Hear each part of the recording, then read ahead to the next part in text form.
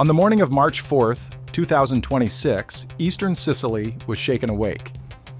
At 7:05 local time, a magnitude 4.5 earthquake struck Mount Etna's southwestern flank, just 3 kilometers northwest of the town of Ragalna, barely 4 kilometers deep. The shaking rolled across Catania province within seconds, rattling windows, cracking walls, and sending families into the streets in the dark. Ragalna's mayor, Nino Caruso, described the damage plainly. Over 600 reports of cracked homes and structural problems filed to the municipality by mid-morning. Schools across the southern slope of the volcano were shut down for inspections. Fire crews launched more than 100 building checks before noon. By afternoon, INGV's Etna Observatory declared the swarm over. The story settled into the familiar framing. Moderate quake, some property damage, no injuries, local authorities on top of it. The feeds moved on. But when INGV's Catania team and Sicily's Regional Civil Protection analyzed the event, one detail surfaced that the afternoon coverage never carried.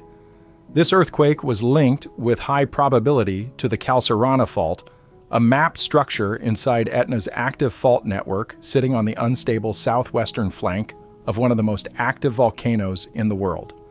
The same flank that INGV has described as slowly sliding toward the Ionian Sea. That's the part the first headlines skip. But here's what the data actually showed. INGV published a map for the event, an epicenter graphic with the rupture zone plotted against Ragalna and its neighboring towns. It looks routine at first glance, a dot, a few municipality labels, a shallow depth marker. But look at what the map is actually sitting on top of. This is not an isolated fault in empty terrain. The epicenter sits on the lower slope of an active volcano. I'm inside a network of faults that feed into Etna's broader flank instability, the slow, measurable sliding of the volcano's eastern face toward the sea. INGV has documented changes in that sliding velocity and flagged them as a possible sentinel for larger volcanic activity and magma system changes. The map doesn't mention any of that. It just shows a dot near a town and a magnitude. The system it belongs to is doing something the map alone can't tell you. That's where routine breaks. To understand how Mount Etna's flank hazard arrived here, watch the timeline accelerate. At 7:05, the main shock hit Ragalna, and within minutes, INGV's 24-hour operations room at the Etna Observatory had classified the event. Magnitude 4.5, depth just under 4 kilometers, thrust mechanism on a known fault system. By mid-morning, Sicily's Civil Protection Chief Salvo Cocina had linked the quake to the Calcerana fault and referenced level 3 microzonation studies as confirmation. Schools were closed across a dozen municipalities. Fire crews in Ragalna completed over 20 interventions and had more than 100 building checks still pending. By noon, 14 aftershocks had been recorded, magnitudes between 1.2 and 2.7, and INGV logged over 45 located events in the swarm by the following day. Then, just after 1 p.m., surveillance cameras on the summit recorded an impulsive explosion from the Bocca Nuova crater, a brief ash emission that dispersed within minutes toward the eastern slope. INGV noted it, assessed no further significant variation, and the story wrapped. By evening, the earthquake had been filed as a local volcanic tectonic event with property damage, but no casualties. And the broader question of what that fault network is connected to never made the coverage.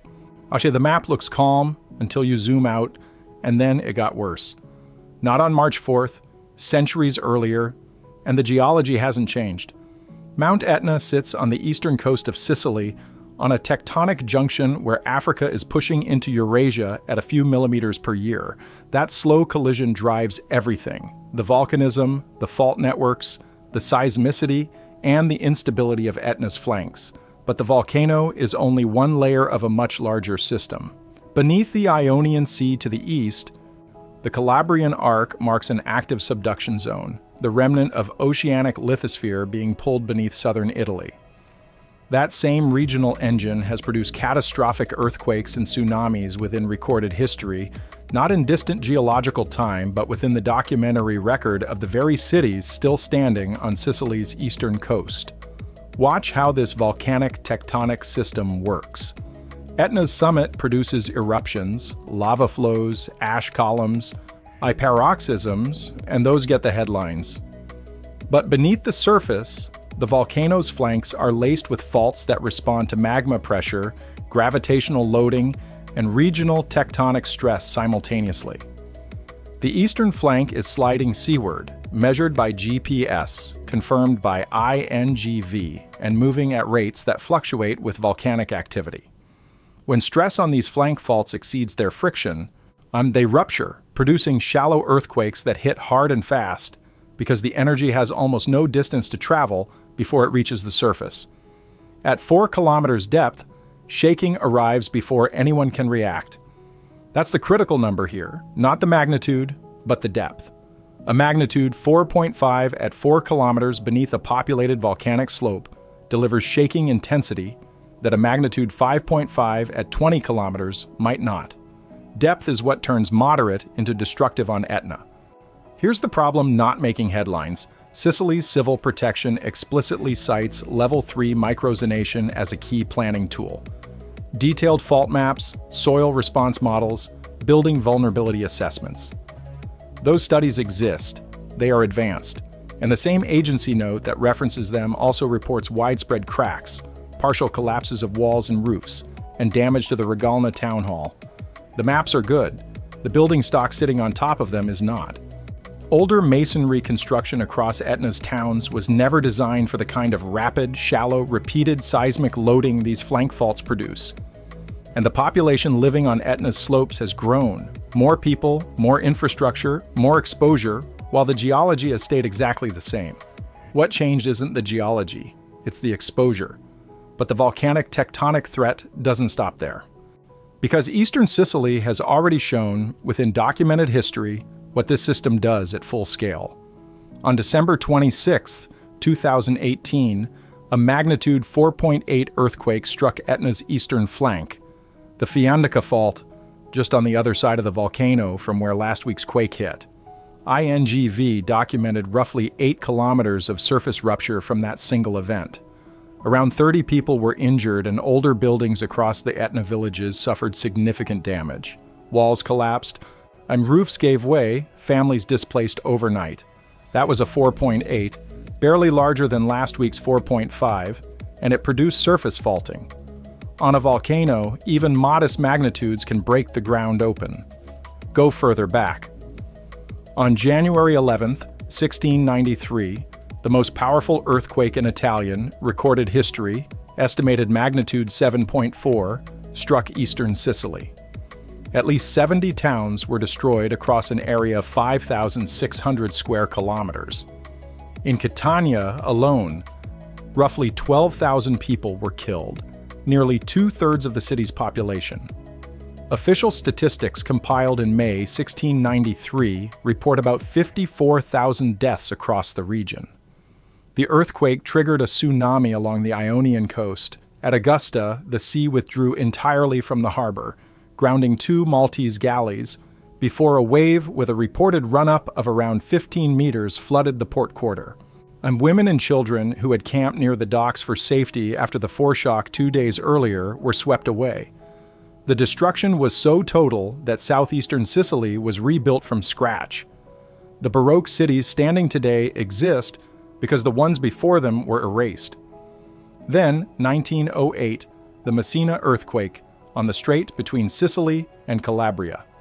Magnitude 7.1, a tsunami with estimated waves of around 13 meters, more than 80,000 dead. Messina and Reggio Calabria nearly leveled. And that event sits on the same broad tectonic boundary, Africa pushing into Eurasia, strain loading across faults and subduction structures that run directly beneath the most densely populated coastline in the central Mediterranean.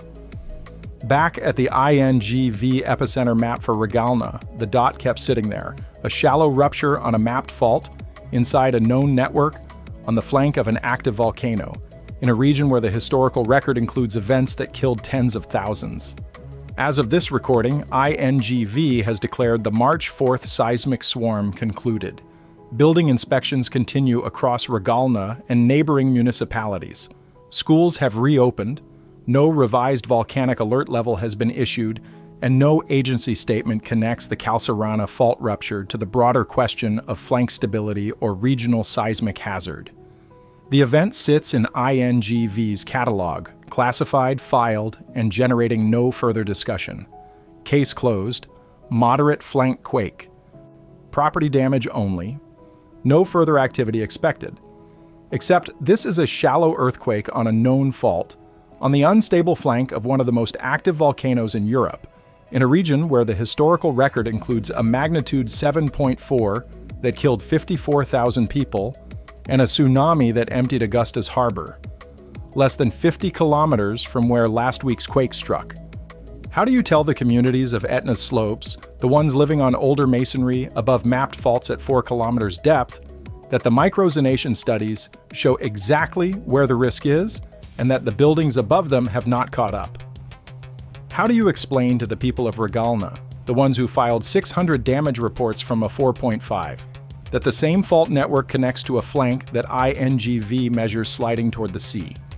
And if a magnitude 4.5 at 4 kilometers produces partial collapses and school closures across a dozen municipalities, what does the morning look like when the next event is a full magnitude larger? Or when the regional system that destroyed Catania in 1693 and Messina in 1908 loads its next cycle? The question is not if, the question is when. The INGV epicenter map for March 4th is still posted, one dot near one town on the lower slope of a volcano that has not stopped moving. The map doesn't speculate and doesn't warn. It just shows where the fault broke and lets you decide whether routine is the right word for what lives beneath it. Last Wednesday, one shallow rupture appeared on Etna's southwestern flank. The region treated it as local damage. The geology filed it as what it was, another signal from a system that has been building since long before anyone drew a map of it.